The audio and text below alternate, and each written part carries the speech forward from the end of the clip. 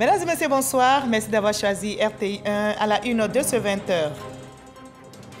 Le président du Niger, Mohamed Bazoum, salue les performances de la CIPREL, la compagnie ivoirienne de production d'électricité située à Vridi. Lors de son séjour de 48 heures en Côte d'Ivoire, il a visité les locaux. Les Ivoiriens, selon lui, peuvent être fiers de cette infrastructure qui couvre la Côte d'Ivoire et quelques pays de la sous-région en matière d'électricité. Le budget pluriannuel 2023-2025 a été adopté en commission à l'Assemblée nationale. Il a été présenté par le ministre du Budget du portefeuille de l'État face aux députés. Moussa Sanogo a présenté, entre autres, la situation financière des organismes publics et collectivités territoriales et la programmation budgétaire. La Côte d'Ivoire était à l'honneur en Égypte à la 3e édition du Forum d'Assoumoué pour la paix et le développement durable. Le ministre d'État, Kobena Kwasi Ayumani, a fait un exposé sur le projet Ouassoulou qui devrait favoriser la sécurité alimentaire et l'autonomie financière des populations. Et au Mali, la nouvelle loi électorale a été promulguée. Le président de la transition, Assimi Goïta, a donc entériné le texte adopté par le CNT, l'organe législatif, il y a une semaine. Les autorités de transition veulent démontrer leur volonté d'avancer vers un retour à l'ordre constitutionnel. Soyez les bienvenus sur RTI1.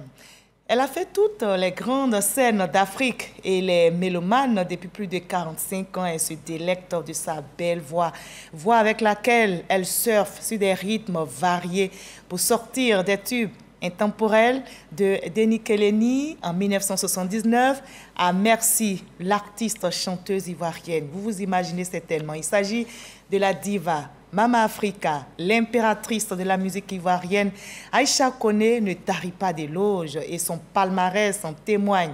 Plus de 47 trophées et 2 disques d'or avec ses albums Aminata et Adouma. Le 7 août prochain, retenez cette date, jour de célébration de l'indépendance de son pays, notre pays, la Côte d'Ivoire. Et quelques semaines seulement après la fête de la musique, elle célébrera ses 45 ans de carrière musicale. Merci Aïcha Koné d'avoir été avec nous et d'être avec nous sur ce plateau.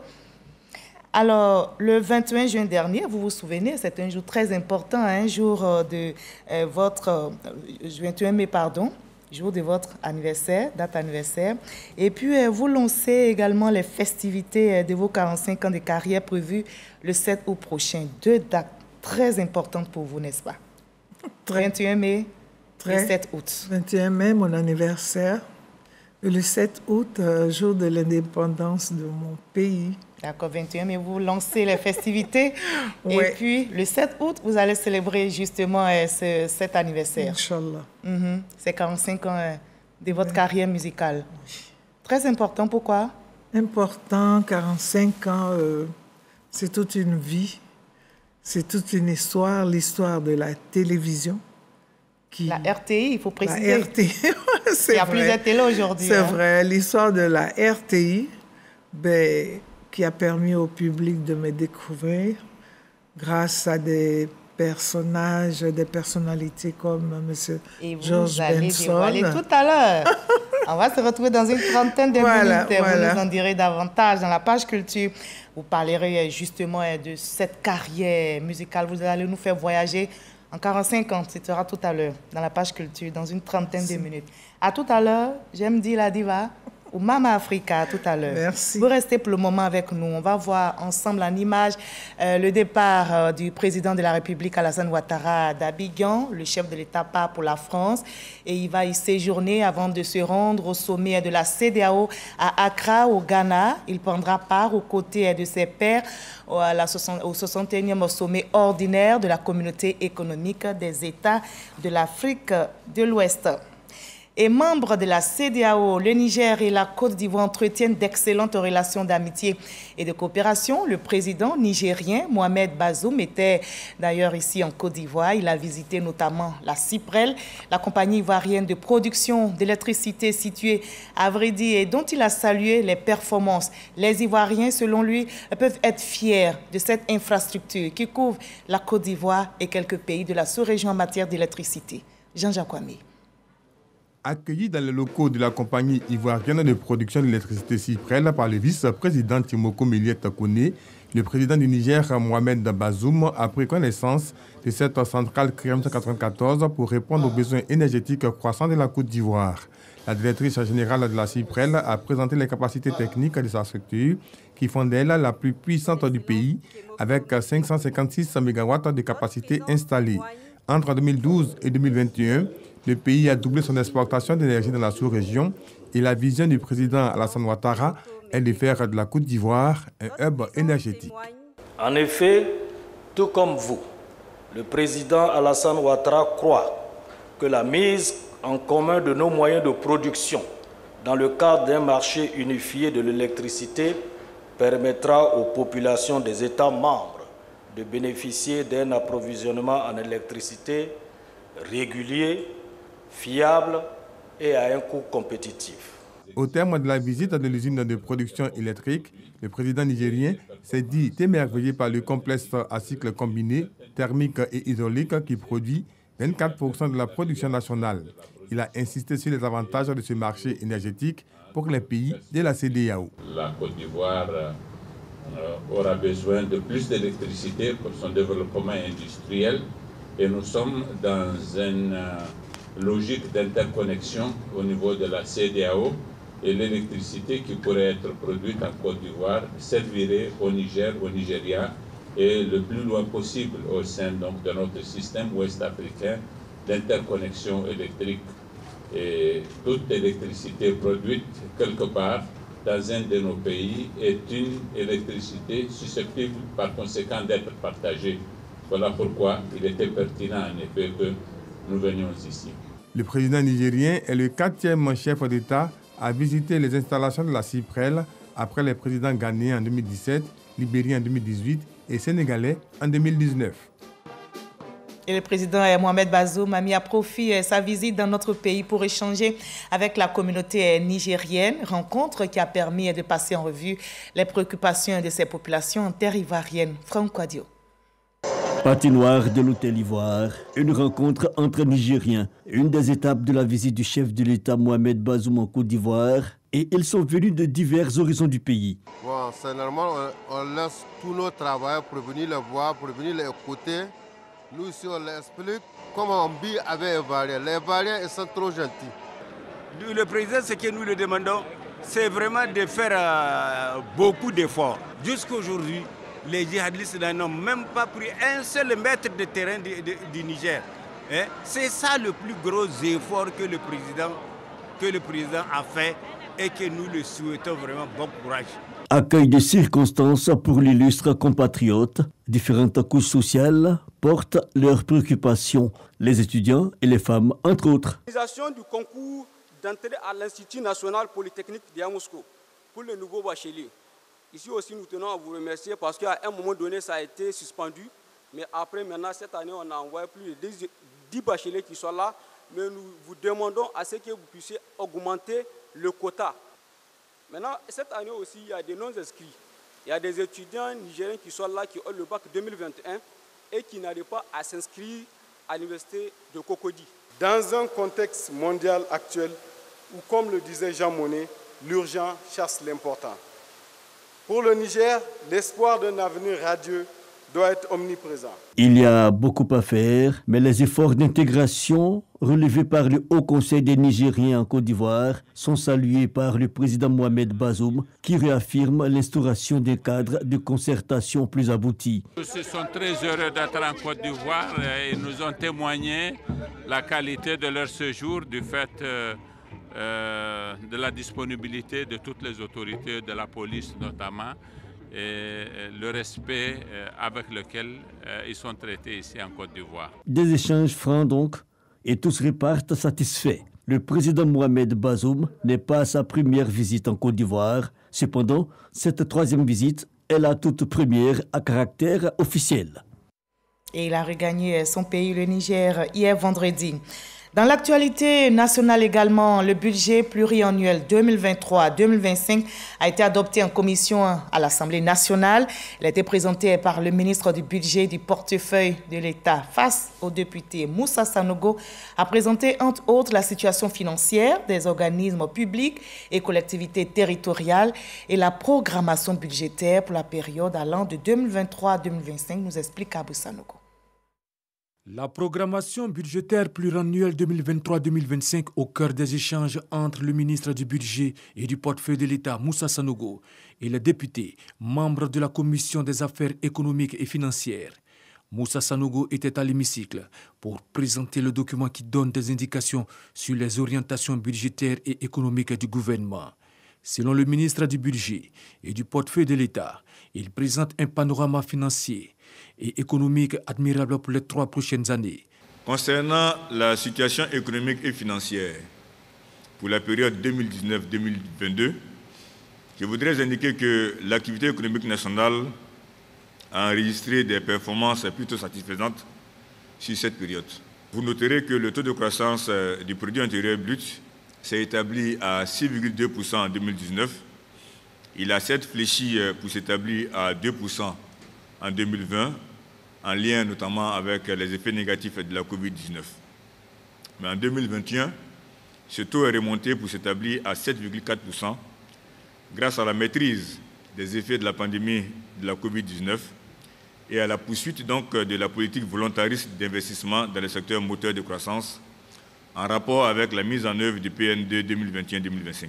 La politique budgétaire pluriannuelle 2023-2025 sera orientée en matière de recettes vers la consolidation de l'efficacité du recouvrement des recettes intérieures.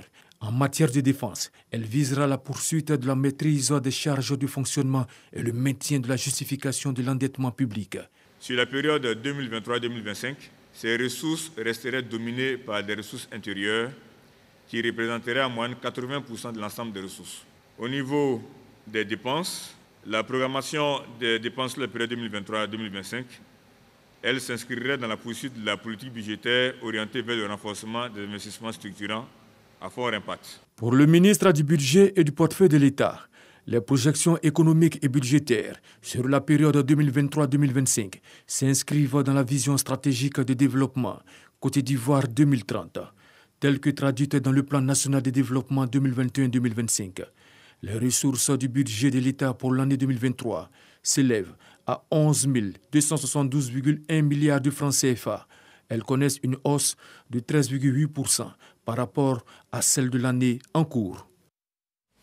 Le ministre britannique des Forces armées en visite à Abidjan a été reçu par le chef d'état-major général des armées, Lassana Doumbia. À l'état-major général, il a été question de l'établissement d'un cadre de coopération entre la Côte d'Ivoire et le Royaume-Uni dans les domaines de la lutte contre le terrorisme et la piraterie maritime. On retrouve Abou Sanogo. Dès l'entame de cette séance de travail, le ministre britannique des Forces armées, James Epi, a salué les progrès importants réalisés par les Forces armées de Côte d'Ivoire au cours de ces dernières années. Puis d'expliquer que dans le cadre de la coopération militaire, le Royaume-Uni travaille à l'élargissement de ses partenaires dans un espace multilatéral et bilatéral. Il est selon lui indispensable d'élargir les domaines de collaboration afin de faire échec aux menaces transnationales et assurer un environnement sécuritaire favorable à la gouvernance et au développement. So I've come today because there are security. La menace du terrorisme du Sahel, c'est quelque chose qui concerne le Royaume-Uni et aussi le gouvernement de la Côte d'Ivoire, bien sûr. Et le Royaume-Uni voudrait travailler avec nos amis ici en Côte d'Ivoire afin de faire face aux défis. Et les forces armées du Royaume-Uni vont travailler ensemble avec les forces armées de la Côte d'Ivoire. Et la force maritime va venir aussi au golfe de Guinée afin de travailler avec les forces maritimes ivoiriennes aussi. Nous avons beaucoup d'enthousiasme pour créer et établir ce partenariat. En retour, le chef d'état-major général des armées, le général de corps d'armée Lassina Doumbia, a exposé le défi des forces armées de Côte d'Ivoire. Une armée en reconstruction exposée à des défis sécuritaires immédiats qui restent liés à la lutte contre le terrorisme et la sécurité maritime. Le ministre britannique des Forces armées a engagé son département à accompagner les Forces armées de Côte d'Ivoire dans les domaines du renseignement, de la formation au savoir-faire spécifique à la lutte contre le terrorisme et la piraterie maritime, ce dans le cadre d'un partenariat à venir entre les deux armées. La Côte d'Ivoire était à l'honneur en Égypte à la 3e édition du Forum d'Assouan pour la paix et le développement durable. Le ministre d'État Kobena Kwasi Adjumani a fait un exposé. Il a présenté le projet Wassoulou sous toutes ses facettes. Sa mise en place devrait favoriser la sécurité alimentaire et l'autonomisation financière des populations riveraines à la zone du projet. Walter Madou Ouattara est notre envoyé spécial au Caire. Des dirigeants d'organisations internationales et régionales, ils sont également issus des gouvernements, du secteur privé ainsi que de la société civile. La 3e édition du Forum d'Assouan les réunit au Caire en Égypte. Ils se sont assignés pour mission de proposer et trouver ensemble des solutions aux problèmes de développement et de paix sur le continent africain. De nombreuses contributions animent les débats. Celle de la Côte d'Ivoire semble retenir l'attention des participants. Le sujet porte sur une gestion commune de l'eau en vue d'impacter positivement la quiétude et l'autonomisation des riverains bénéficiaires. Le ministre d'État, ministre de l'Agriculture et du Développement rural, expose avec aisance les atouts du projet Wassoulou. Wassoulou, qui est un projet qui intègre 3 pays de la sous-région, la Guinée, le Mali et la Côte d'Ivoire. Ce projet va nous permettre de pouvoir faire des cultures vivrières, va permettre de régler tous les conflits qui peuvent être liés à la gestion des eaux. Et si l'eau est pompée, on peut donc l'orienter vers les plantes pour la question d'arrosage goutte à goutte. En tout cas, ce sont autant d'éléments que nous avons présentés et qui ont été salués par les participants. L'autosuffisance alimentaire, l'eau, l'énergie, la paix et la sécurité, des questions qui tiennent à cœur à l'Union africaine. Sa représentante à ce panel soutient le projet Wassoulou. Nous, à l'Union africaine, nous allons l'encourager. Ça pourrait être un des projets pilotes pour que les autres régions puissent aussi aller dans le même sens que cette bonne initiative de la République de la Côte d'Ivoire sur la présidence de son Excellence, le président Alassane Ouattara. Dans l'ensemble, les exposés ont édifié l'assistance qui a fait le déplacement dans le prestigieux quartier de l'Opoliste, au Caire, en Égypte. Des dizaines de chefs d'entreprise africains sont à Casablanca au Maroc en vue de renforcer le rôle du secteur privé dans la croissance du continent. Ces opérateurs économiques s'imprègnent de rudiments clés en matière de management et de gestion financière. Et la Côte d'Ivoire, notre pays, s'illustre fort belle manière en raflant 25 trophées sur 50 à la soirée de reconnaissance du mérite des entrepreneurs africains. Lansine Bakayoko, Ulrich Adongon sont nos envoyés spéciaux au Maroc. Des chefs d'entreprise venus de différents pays, dont la Côte d'Ivoire, en position d'auditeur à Casablanca, la capitale économique du Maroc. 2 principaux modules pour créer de vrais leaders capables d'accroître la compétitivité du secteur privé africain. En premier, le management. Le management qui nécessite 6 compétences essentielles. Il doit maîtriser la communication avec son équipe, il doit utiliser les bons outils de résolution de problèmes, il doit les motiver. Un bon manager aussi doit quelque part savoir négocier avec son équipe. Et puis un manager, il doit coacher, accompagner son équipe, déléguer afin de réussir la délégation. En plus du management efficient, il importe pour les chefs d'entreprise africains de développer une éducation financière au service de la croissance. Une éducation financière qui met en avant la rigueur dans la gestion, mais aussi la conquête permanente d'opportunités à forte valeur ajoutée. Pour mieux gérer ses revenus, pour avoir un meilleur comportement avec l'argent, aujourd'hui j'ai partagé 3 étapes clés du monde de l'argent. La première étape, c'est justement réussir à chercher à en gagner beaucoup plus. Le deuxième élément, c'est que quand on a gagné de l'argent, c'est qu'il faut réussir à conserver une bonne partie de ce qu'on a gagné. Et quand on conserve une bonne partie de ce qu'on a gagné, ce n'est pas pour rester en train de dormir dans le terroir, c'est qu'on puisse justement réussir à faire circuler ces capitaux en trouvant des solutions d'investissement pour faire fructifier cet argent-là. Selon l'expert en éducation financière, épargner ne peut plus être une option pour les entreprises africaines, mais une obligation. Ces échanges sont en prélude au Gala des leaders, une occasion de récompenser les entreprises qui ont fait preuve de créativité et d'innovation. À travers ces deux conférences, ce que nous recherchons, c'est l'échange entre les leaders africains, leur expérience professionnelle, leur manière de travailler, leurs expériences au niveau managérial, pour que chacun soit édifié à travers ce que l'autre puisse apporter. Ici à Casablanca, une trentaine de chefs d'entreprise vont être honorés. Ils sont aussi aptes après leur formation. Les élèves maîtres de la 26e promotion du Centre d'aptitude et de formation pédagogique CAFOP supérieur d'Abidjan ont effectué leur sortie officielle aujourd'hui. Sortie qui marque bien sûr la fin de leur formation. Et cette promotion est constituée de 515 élèves maîtres. C'est la promotion Adama Diawara, nom du ministre de l'Enseignement supérieur et de la Recherche scientifique. Il les a tous invités à mettre en avant la passion et à donner le meilleur d'eux-mêmes pour une éducation de qualité. Ralali Diomandé, Jamagagi. Ils sont au nombre de 515 élèves maîtres, dont 360 femmes. Ces élèves constituent la 26e promotion du Centre d'aptitude et de formation pédagogique CAFOP d'Abidjan, site d'Adjamé. Leur baptême est fait par le ministre de l'Enseignement supérieur et de la Recherche scientifique, Adama Diawara, parrain de la promotion. Un choix fondé sur les valeurs de travail et de rigueur qu'incarne l'homme. Des valeurs sur lesquelles ces nouveaux enseignants entendent s'appuyer pour investir toutes les localités de la Côte d'Ivoire. On nous a déjà appris à pouvoir compter sur nous. Donc nous aussi, on va faire en sorte qu'il n'y aura pas de tricherie parce qu'on a travaillé durement, on n'accepterait pas la facilité. On a eu 2 années pour bien préparer tout ce qu'il y a comme formation, pour aller sur le terrain, pour encadrer nos enfants.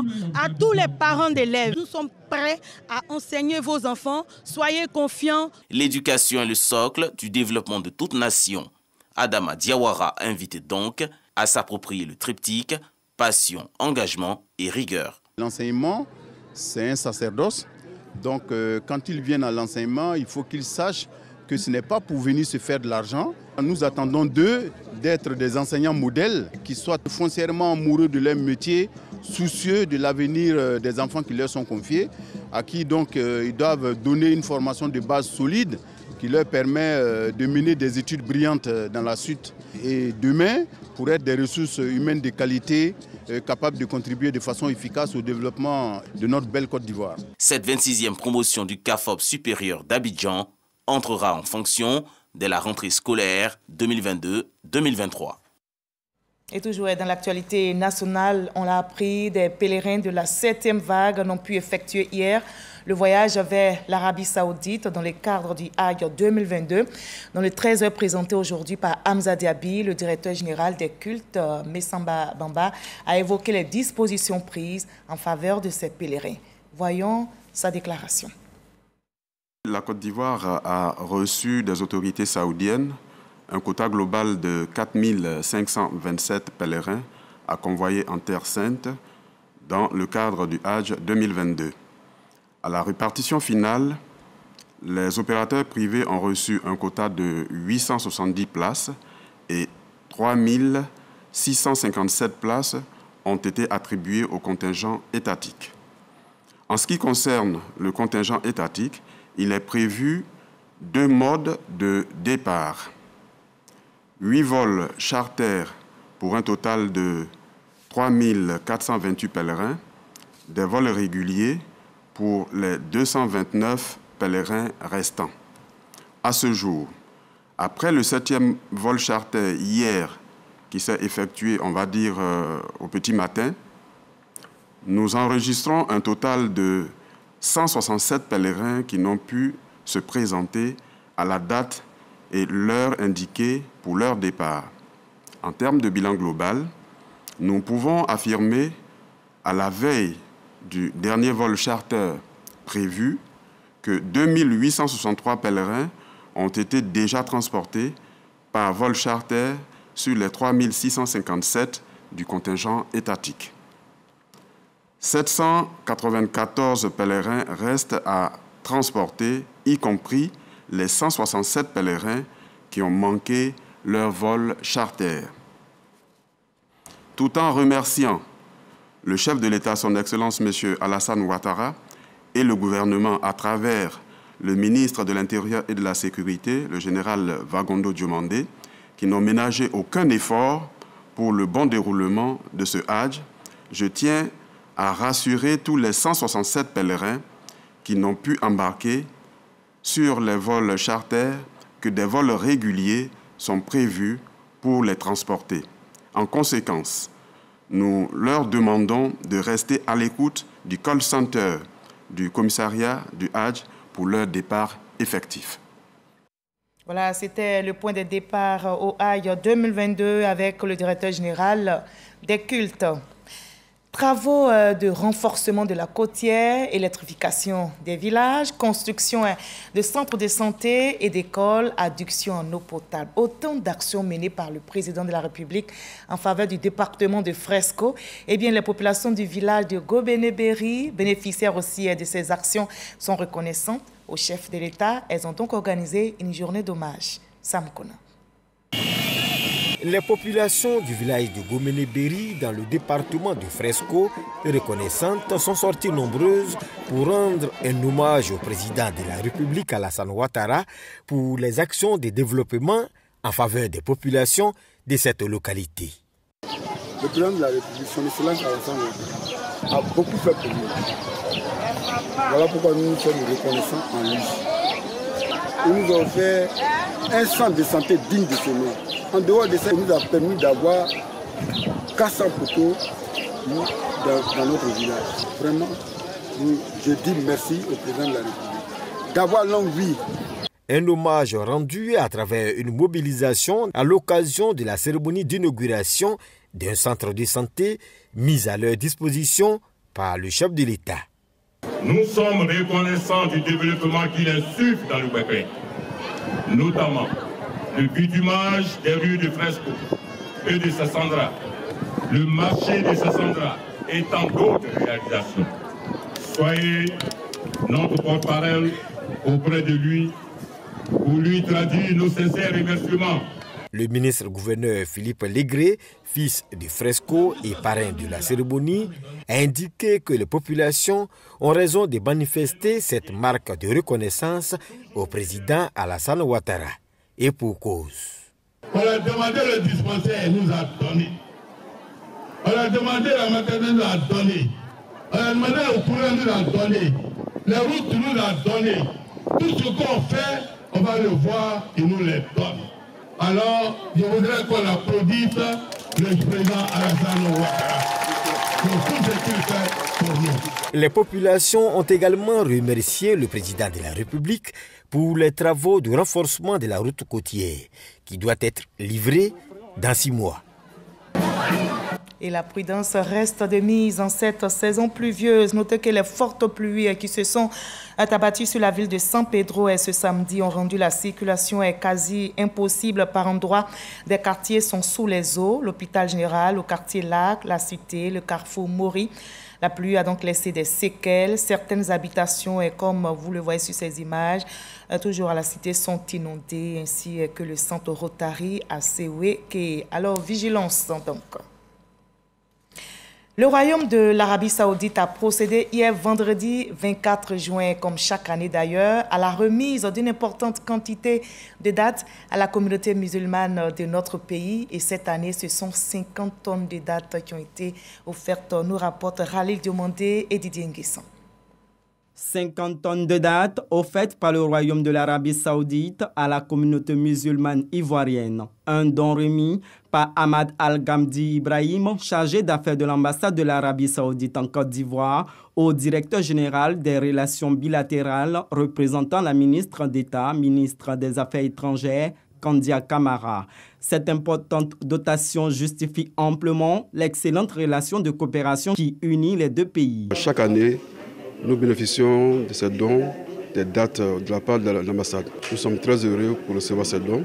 Et aussi, nos remerciements vont à l'endroit du ministère qui a chargé le Conseil supérieur des imams de distribuer ces dons aux différentes entités islamiques, associations islamiques sur le territoire. Une fois de plus, nous saluons ce geste qui renforce notre coopération. À l'instar de l'année dernière, nous bénéficions chaque année d'une importante assistance technique et financière du gouvernement d'Arabie Saoudite dans le domaine de la construction des hôpitaux, des écoles, aussi de l'autonomisation des femmes. Pour votre information, le mois prochain, nous allons recevoir la visite historique du ministre des Affaires étrangères d'Arabie Saoudite. Cette visite du ministre saoudien des Affaires étrangères en Côte d'Ivoire marquera la signature d'importants accords cadres de partenariat entre les deux États dans les domaines d'infrastructures routières, de la santé et de l'éducation. Au Mali, les choses s'accélèrent. La nouvelle loi électorale a été promulguée. Le président de la transition, Assimi Goïta, a donc entériné les 92 amendements que le CNT, l'organe législatif, avait imposé aux 219 articles du test il y a une semaine. Avec cette promulgation, les autorités de transition veulent démontrer leur volonté d'avancer vers un retour à l'ordre constitutionnel. Et nous sommes samedi, vous l'avez compris, place à la page culture.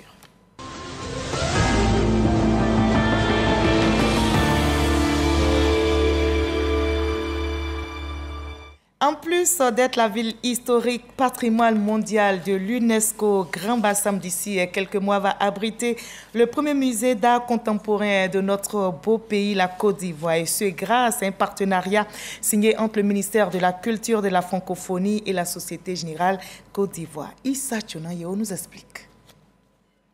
Dans quelques mois, la ville historique de Grand Bassam, classée patrimoine mondial de l'UNESCO, va abriter le premier musée contemporain de Côte d'Ivoire. C'est le fruit d'un partenariat entre le ministère de la Culture et de la Francophonie et la Société Générale Côte d'Ivoire.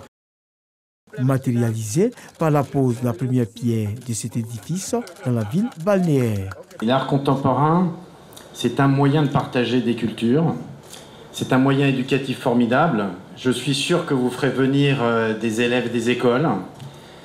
Nous allons pouvoir accueillir des clients, nous allons pouvoir organiser des manifestations pour faire aussi mixer ces cultures. Ce projet constituera, à n'en point douter, une bonne pratique, un exemple capitalisable qui pourrait inspirer d'autres partenaires privés à s'engager dans ce même esprit pour Grand Bassam. La Maison du patrimoine est le site retenu pour accueillir cette bâtisse qui sera rénovée dans le respect des règles et normes établies en la matière par l'UNESCO. Pour la ministre de la Culture et de la Francophonie, ce musée en construction est la matérialisation de l'intérêt que la Côte d'Ivoire porte à cet art. Grand Bassam est un fleuron touristique de notre pays et la culture et le tourisme ont des points d'ancrage forts et pertinents. Un tel projet contribue, à n'en point douter, au rayonnement de la Côte d'Ivoire et épouse la vision du président de la République, son Excellence M. Alassane Ouattara, pour une Côte d'Ivoire solidaire. Nous avons en outre le devoir d'accélérer la transformation et l'industrialisation de nos secteurs respectifs à travers des projets structurants et impactants. Après la pose de la première pierre du musée d'art contemporain, Françoise Remarque a visité plusieurs sites culturels à Grand Bassam, dont le musée du costume, où elle a échangé avec le personnel de cet établissement. Et on en arrive à l'entretien avec notre invité de la page culture. Je vous retrouve avec plaisir, Madame Aïcha Kone, Mama Africa.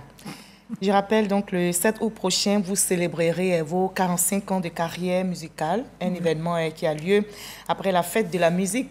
Dites-nous que représente cette fête pour l'artiste que vous êtes, la fête de la musique qui a été célébrée le 21 juin dernier. Je crois que c'est une aubaine pour des artistes connus et ceux qui n'ont pas la chance aussi d'avoir une certaine célébrité, de partager souvent les mêmes scènes. Ce sont des échanges de culture qui sont bénéfiques à tous les niveaux. C'est une bonne promotion pour la culture dans toute sa diversité.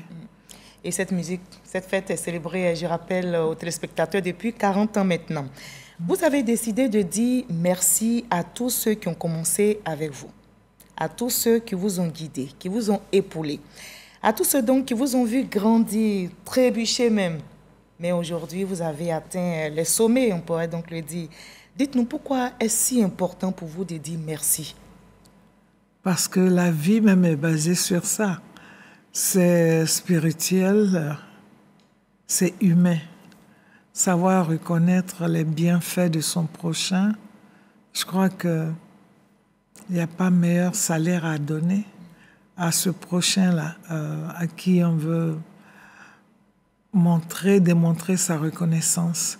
Et cette reconnaissance, je la dois au Seigneur, certes, à ma famille, mais à la RTI, la maison de la télévision. Où vous avez commencé? Qui m'a propulsé grâce à monsieur. En quelle année vous avez commencé ici? C'était à l'orchestre? Les années 78.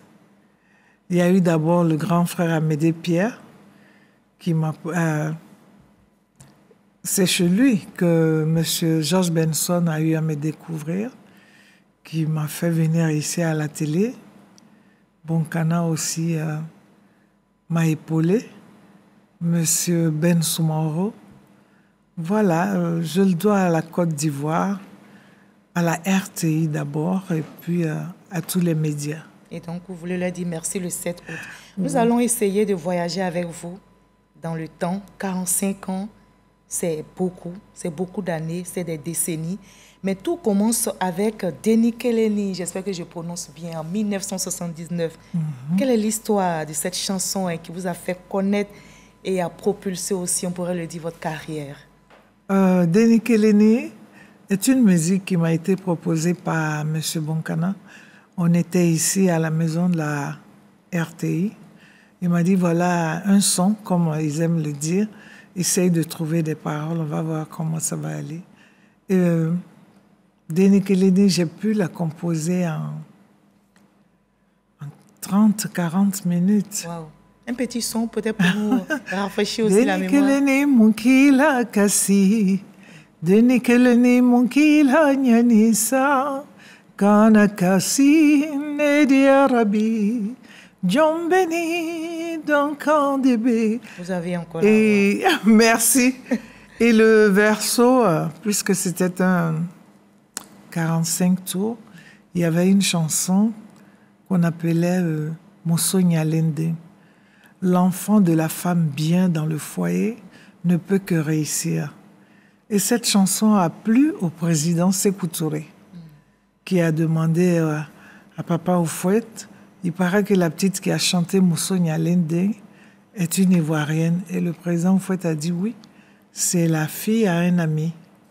Parce que mon père, à l'époque, était médecin, comme le président Houphouët. Et il a dit, le président Sékou Touré a dit, j'aimerais bien les voir, elle et Jimmy Hyacinthe. C'est comme ça que ça a été mon premier voyage en dehors de la Côte d'Ivoire. Le président Sékou Touré a été le premier chef d'État à m'inviter. Et vous êtes très aimé par les chefs d'État, parce qu'ils vous ont beaucoup invité. C'est une chance, mais je crois que... Et vous avez dit que c'était peut-être un don aussi, un deuxième don de votre carrière. J'ai vu ça dans le... Un don, oui, mais je dis que c'est divin parce que tout vient à partir de Dieu. Et c'est le président Houphouët qui m'a donné cette chance. Parce qu'après, les chefs d'État disaient, mais qu'est-ce qu'elle a d'extraordinaire qui a pu intéresser le président Houphouët et tout.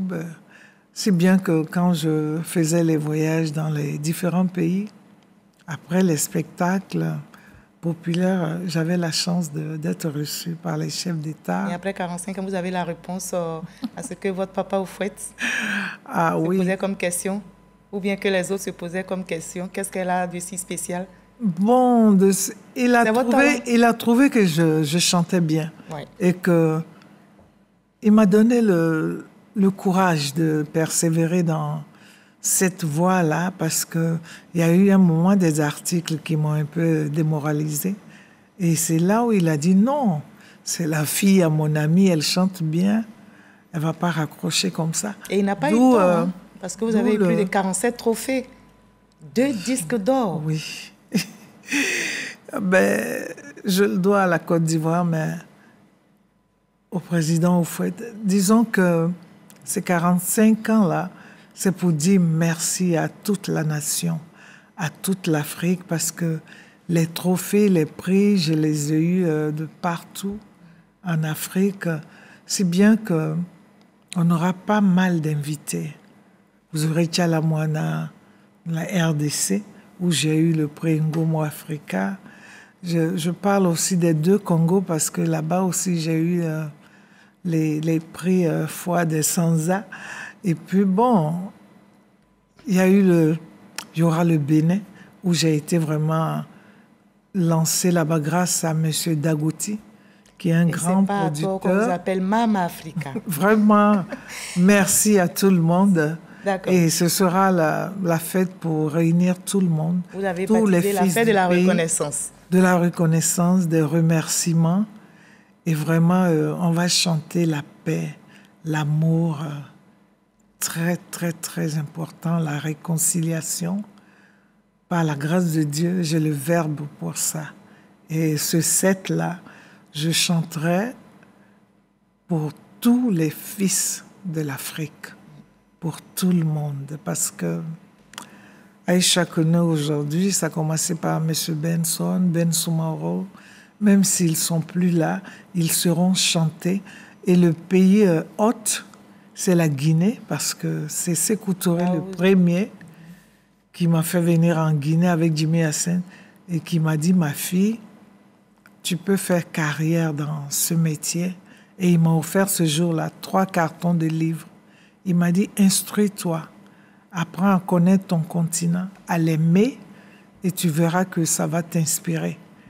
Parce que ce métier va t'amener à ne pas appartenir qu'à la Côte d'Ivoire.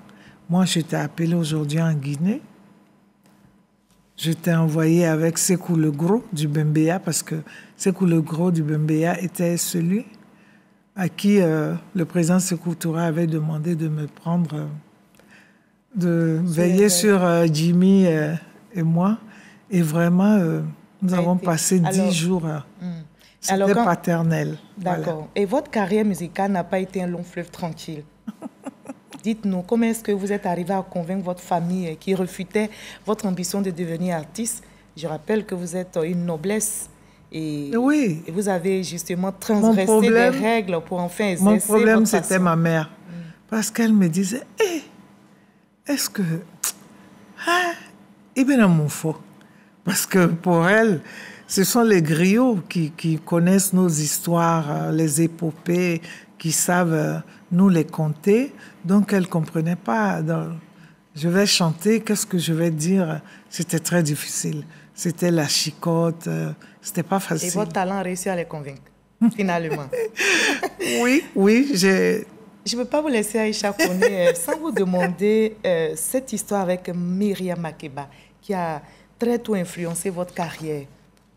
Vous êtes la Myriam Makeba de notre siècle présent. Myriam est mon idole, celle qui m'a vraiment inspirée.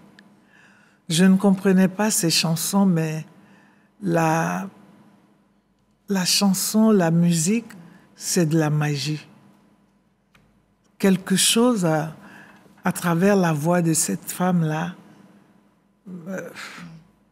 je ne sais pas, ça passait tout le temps à me prendre la tête. Je ne sais pas, qu'est-ce qu'elle dit, cette femme-là? J'ai l'impression qu'elle pleure. Musique. De quoi elle se plaint. Tout vous a influencé. Bon, oui, la manière sur scène. Oui. Quand le président Sékou Touré nous a invités en Guinée, il a fait sortir pour nous les grands ballets. Malheureusement, le temps nous persécute. Bon, une chose est sûre, la Guinée a l'honneur comme pays invité et tout le Bembeya Jazz sera là avec Amadou Sodia pour m'honorer. En 2 secondes, votre vœu le 7 août. L'amour, la paix, la réconciliation, comme vous l'avez dit. Merci d'avoir été avec nous. On va refermer ce journal avec l'une de vos chansons qui, moi, me plaît. Vous avez eu Aminata, il y a eu Douma, il y a eu plusieurs chansons. Mais on va terminer ce journal avec cette chanson. cette musique d'Aïcha Koné, la diva, tête d'affiche de la musique ivoirienne, qui dit merci après 45 ans à tous les mélomanes pour l'estimable soutien à sa carrière. La diva vous donne rendez-vous donc le 7 août prochain pour vivre, vous l'avez dit, pour la paix, la joie, la réconciliation et l'amour vrai entre tous les fils du pays. Rendez-vous le 7 août prochain. Merci à vous de nous avoir suivis. Merci.